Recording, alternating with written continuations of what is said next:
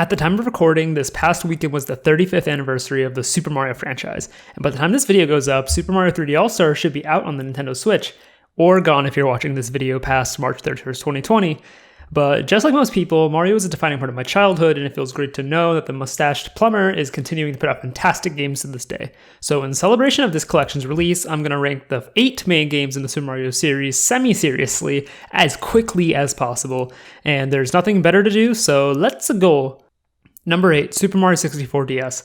I checked this game out when I was a kid and I suffered from a terrible case of cognitive dissonance. I still can't get over the fact that you start off the game as Yoshi before you unlock Mario, Luigi, and Wario as playable characters. Not to mention, they missed an opportunity to include our boy Waluigi and round out the mustache quartet outside of those Mario Tennis games. Anyways, the game comes with some nice upgrades, better graphics, and a 10 out of 10 line drawing minigame, but it's impossible not to compare this game to Super Mario 64, which left such a strong impression during my childhood that any attempt to replicate that would inevitably fall short, and this game was no exception. TLDR, decent game. Go play Super Mario 64 instead. Number 7, Super Mario 3D Discontinued Land. It's hard to believe this game came out almost a decade ago. In fact, Super Mario 3D Land and Mario Kart 7 were the double whammy that were directly responsible for the revival of the 3DS besides its price cut.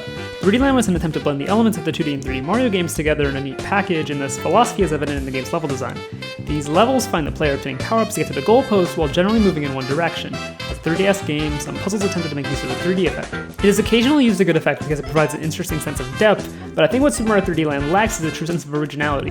The game relies upon traditional power-ups like the Tanuki and Boomerang power-ups that are so cool, but everything else around the game isn't the most intriguing. Not to mention the game is painfully easy, so there's a disconnect between the game's creative ideas and execution. I appreciate the game for what it's doing, but it's pretty forgettable all things considered, and when I was writing this script I almost forgot to include it. Number 6, Super Mario Sunshine. I have a vague recollection of Super Mario Sunshine from childhood, and I'm not sure whether or not it's because it's been over a decade since I played the game, or the game didn't leave a big impression at the time. This game has been flooded with divisiveness due to FLUDD, and some people aren't a big fan of its implementation. I'm not going to say that I hate FLUDD, but I don't think the game's controls meshed well with its camera system, which made playing the game super tedious. I'm not a proponent of voice acting in Mario games anyway, because the characters themselves do a great job expressing themselves, and the performance didn't do it for me here. I gotta say though, witnessing Mario get thrown in jail and tried in Kangaroo Court has to be the funniest thing that happens in any of these games, and I'd love to see Mario Escapes Prison get made into a spin-off game where he teams up with the tax-evading Yoshi to escape Delfino Island. I'll give this game a shot again, but might not play it otherwise. Number 5, Super Mario Odyssey.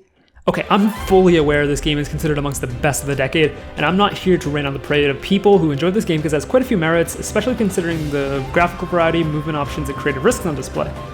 But I think the game's just decent. And it's all because the game is much less rewarding than the other 3D Mario games. No checkpoints, no power stars to be found anywhere, just some moons. Hundreds of them. And there are so many moons in this game that collecting them became a chore. Also, why in the world does tracing a circle on the ground and besting a timed obstacle course without Cappy equate to a single moon? Even more strange is the repetition of challenges across multiple levels which dwindle the enjoyment with time. And in a strange move, you can buy the moons? I seriously wanted to love Odyssey more than I did, and I guess it did beat 3 Mario games on my list, but this one flaw seriously hurt my experience despite its other amazing qualities, and I mean amazing qualities. Number 4, Super Mario 64. Damn, that sounded nice. For context, I had limited experience with 3D Mario before I hopped into Super Mario 64 as a kid. I never owned Super Mario 64, but one of my family's friends owned a Nintendo 64, and every time I went over there, all I wanted to do was play Super Mario 64. Over a decade removed from its original release, it wasn't hard for my tiny brain to understand that this was a generation-defining game. Even with a Nintendo DS at my disposal, I was impressed with the freedom within the environment to tackle a wide range of challenges, and I was addicted to jumping into and out of paintings just because it looked so cool. From racing against penguins to swinging Bowser with a triumphant bye-bye. Wait, hold on a second, that was only 6. There's no doubt that Super Mario 64 is an unmatched classic that all gaming enthusiasts need to play. While it is clearly aged, it deserves to be played in its full glory. Number 3, Super Mario 3D World. It's just Super Mario 3D Land, but now it's a 3D world. Cool. Super Mario 3D World was one of the Wii U's 3 games, and it's arguably among Mario's best. There was a much greater emphasis on the 3D aspect of the title, with bigger environments, more power-ups, and multiple characters. This game feels like an amalgamation of elements from past Mario games synthesized into a nice package, and it seriously appeals to my preferences for 3D Mario games in general. Stages are concise and colorful, and there's plenty of content to uncover with the main levels, Captain Toad missions, and the post-game content.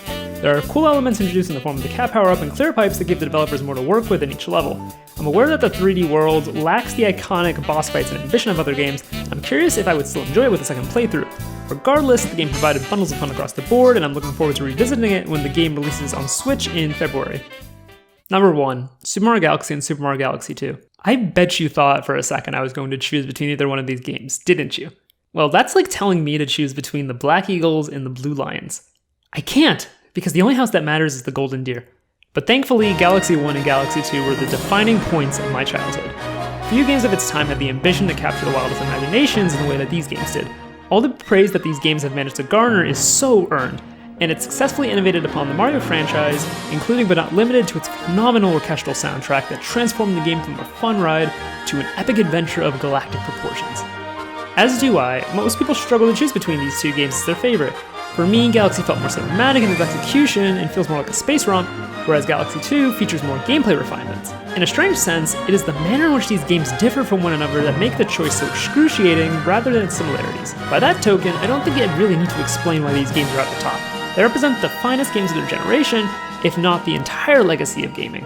It didn't matter how many times I hopped planet to planet collecting all the stars scattered across the cosmos, because the game never stopped impressing me with its charm and creativity.